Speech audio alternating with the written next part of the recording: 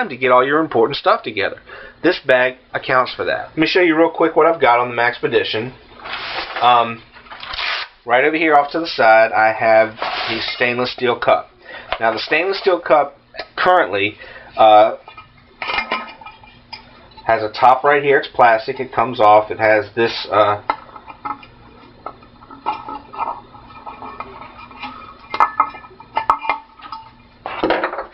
comes completely off. This is important.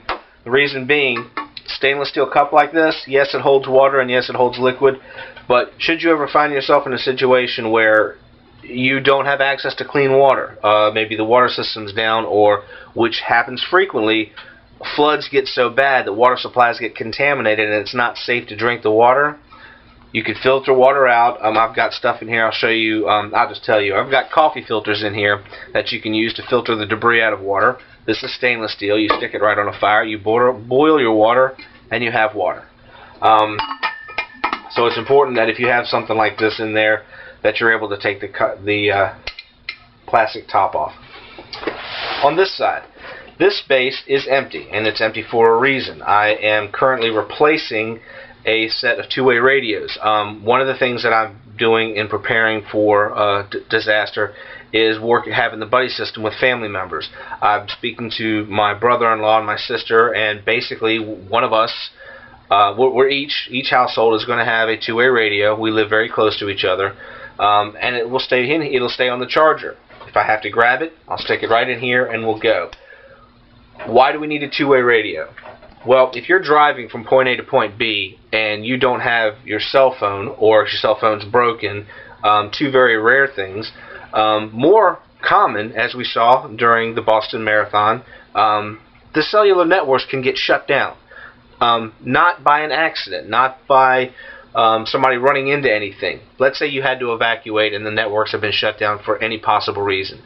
Two-way radio is going to be the only way you're going to be able to communicate with your partner. You want to work some type of a buddy system. That's just key. You definitely don't want to run into a situation blind, alone, and have no one to turn to. That's just not good planning.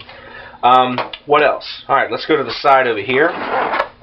Inside here, I have extra batteries, a couple of rubber gloves because you never know what you're going to be messing with, flashlight. And there's still a couple other pockets in there in the room for more stuff if I need it. Keep in mind, this is my first iteration of this bag. I'll be upgrading this on a regular basis. Probably go in here every couple of months, tear everything out, take a look at it, and see what I can take out or what I can put in. The key to putting a bag like this together is taking a look at the environment that you're in. What type of things are unique to your area, and what would you need in this bag should you be in a situation where you had to evacuate. This is one of the Condor packs. What I have in here is all types of food. I've got power bars. I've even got the little whisk toothbrushes in there. I've got alcohol wipes, sugar packs. It's a great place for them. Plenty of power bars, power food, emergencies. Those little things that mix in the water. Crystal Light. I've got tea in here, sugar, power bars. I've got a lighter. I've got hand sanitizer. I've got water purifier. You never know. This is basically the food and nutrition. I don't expect that you're going to last, a week and a half on this. This is just if you're having to travel someplace and you've got to get there and you've got to get out of where you're at. You've got kids in the car like I do. Somebody's thirsty. They want a drink. They want a snack. It happened late at night and you're hungry and you want to put something in your stomach till you get to your destination. That's really what this is all about right here. In the back here, I've got duct tape and cordage. I've got a knife. Let's see, I think that's all I've got back there for right now. This top pack right here.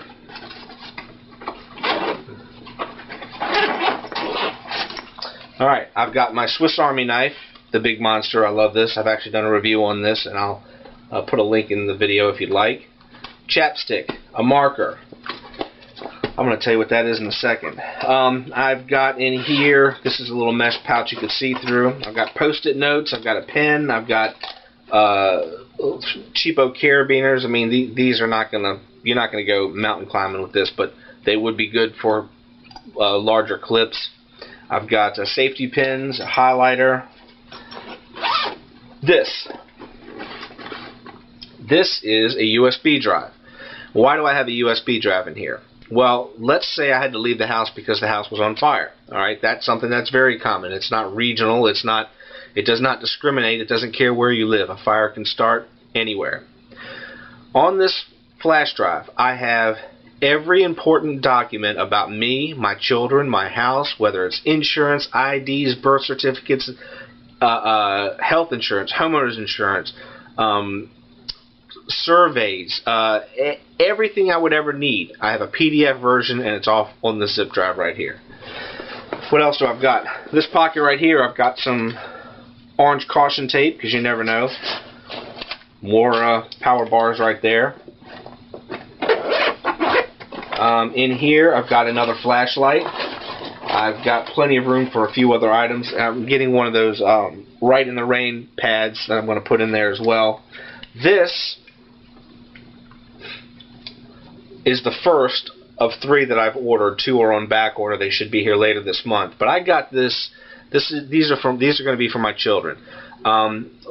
This is, again, worst case scenario. Let's say I'm going someplace and I get pulled over or stuck, or we're in a much more rural area, or if we have to go to a shelter somewhere for an evacuation. And if you've ever been in that situation where you've walked into an evacuation shelter, there's people all over the place. What this is going to do, these are for my kids, and they'll wear these. Oops, I got it upside down. Right around their arm. This is what joggers wear when joggers go running at night, or one of the things that they can wear. They can see this flashing from, God knows how far away, if you've ever pulled near one on a dark road and seen a jogger running with these. I'll be able to find my kids anywhere. It may look funny, it may look gaudy, but I'd rather be able to find my panicked 7-year-old boy trying to yell "Daddy, Daddy," and be able to look for this blue light than pick him out in a sea of people. So, if I'm ever in a situation where I might possibly get separated from my children, whether it's outside or whether it's in a crowded evacuation area, if we're ever not in the car, this goes on their body. So that takes care of those items right there. And every once in a while I collect these little carabiners right here and I stick them on. Some of them are, a little better than others, but really they're just clips for God knows what. If I ever have to work on making a shelter with some of the cordage I've got, I can use these clips to help out. And by shelter, I'm not talking about survival shelter in the middle of the wilderness so I can Grizzly Adams my ass for the next week and a half. I'm talking about I blew a tire on the way to whatever place we're going, and the kids got out of the car or walking around, either it's hot or whatever the situation is. I can put a tarp up and keep them dry for a little while. Inside here, I have the second condor patch, pouch rather, that I reviewed recently. This one's wrapped with red cordage. I have some cordage right here, and the red indicates, you guessed it, first aid. Little pill box in here. Again, this is a smaller first aid. This one will supplement the larger one that I have in my FR1 pouch in the car, because if I'm leaving, the odds of me taking my vehicle are about 100%. It may not be as comprehensive as the other one, but it would get me through in an emergency situation. Leather gloves. And you don't know what you're going to be handling. You don't know what you're going to be messing with. You don't know if you're going to end up with a flat tire. You don't know what's happening, and you might need some leather gloves. And these are just inexpensive, right from Home Depot. Better to have it, not need it. These are more form-fitting, rubbery type gloves that have better grips, for different circumstances. Again, a couple of dollars, Home Depot. Cordage, bright cordage. Zip ties in a little plastic container. Glow sticks. Cordage wrapped around a little pry bar. You never know what you need the pry bar for. Aquamarina, a little filter for water. Deep woods, off. This is the other. Get a little top heavy over there. This is the other Condor gadget pouch. The sister mate or mate to that one. And in here I have fingernail clippers. I have a box cutter, a tiny Leatherman It's not even a Lebanon, it's a multi-tool. A microscopic multi-tool right there. Room for some other gadgets if I need it. This is basically being utilized as a little tool pouch. Now, you're not going to overhaul the engine of your car, you're not going to build an addition on your house, but these are just small tools you might find yourself in need of during an emergency for whatever reason. Husky's version of the multi-tool. I could spend a month and a half talking about the importance of fire and what it can do for you. It could provide clean water for you by allowing you to disinfect the water. That's the key. That's the major one right there. If it's cold outside, it provides warmth for you. Water, fire, those are essential items. So what's in my fire kit? Let's take a quick look. Not just matches. Cordage. You can't have enough cordage. And Altoids, because you've got to have fresh breath.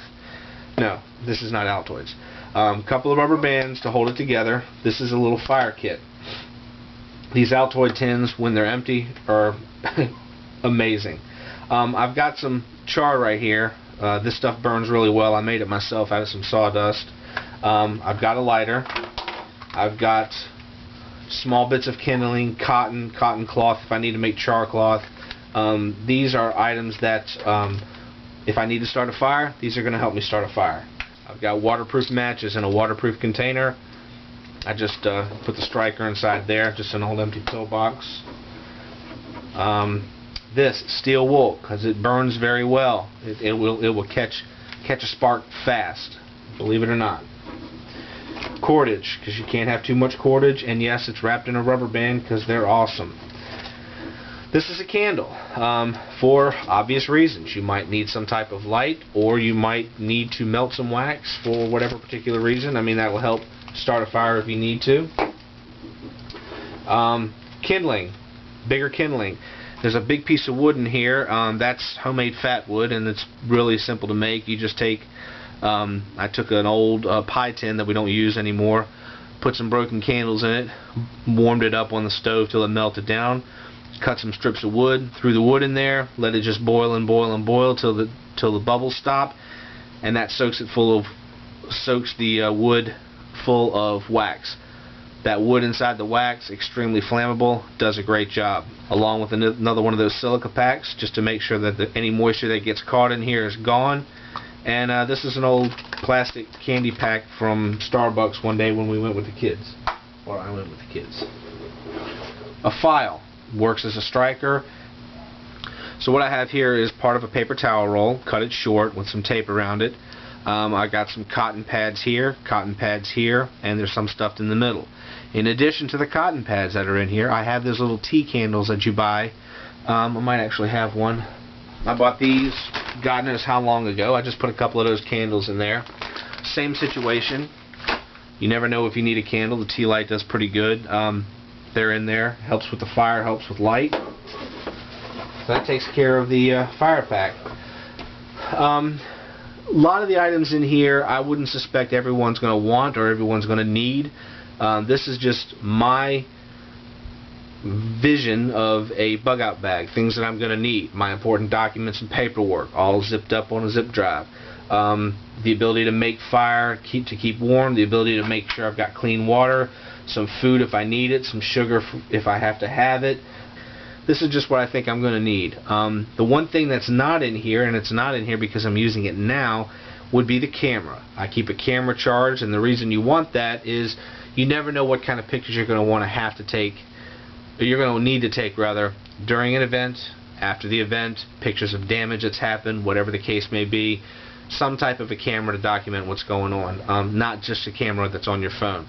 Not to knock them, the cameras that are on the phone are fantastic and a lot of times better than what you've got here, but the reason I recommend a camera in addition to your phone is your phone's going to be used a lot for communications, hopefully, if the networks don't go down. You can't guarantee that battery is going to be strong to survive through the whole event, and you don't want to be on the phone and need to take a picture, or somebody else need to grab a picture. The ability to have that camera separate and dedicated just for images is pretty important. The other thing that's not in this bag, and I have to buy some replacements, are cables, and USB cables for charging phones, cameras, batteries, whatever the case may be. I need to put some of those in here. I just have to pick some up. This real quick, I'll tell you what it is. This is a homemade concoction of 2 items that I put together, and it works. It's kind of thick like Play-Doh. It's a little bit separated right here. You can shake it up and shake it up like you would, you know, pretty much anything else. It's really unique. It's really a peculiar substance. You know, it works kind of like Play-Doh. But when you set this for my fire pack, when you set this stuff on fire, you can't blow it out. And if you're in a situation where you need to start a fire and what you're doing is not working, drop a little bit of this on there, you got a fire, and you're going to be good to go. That's pretty unique. I don't know if I want to share what's in here just yet, because it's extremely effective. It's extremely effective, and I like it. I might I think I might actually be onto something with what I've got in here. So anyway, that's pretty much it, guys. Don't take this lightly. You're important. Your family's important. The people that are in your life are important. Your friends, anybody that you may have. You can't just go through life anymore with the assumption that everything's going to be okay. Nobody's going to get hurt. We're all fine. There's always been threats, but the threats are getting closer and closer to home. And there's more people in the world today than there has been in the past, and that makes things even sometimes more chaotic. Being prepared, whether it's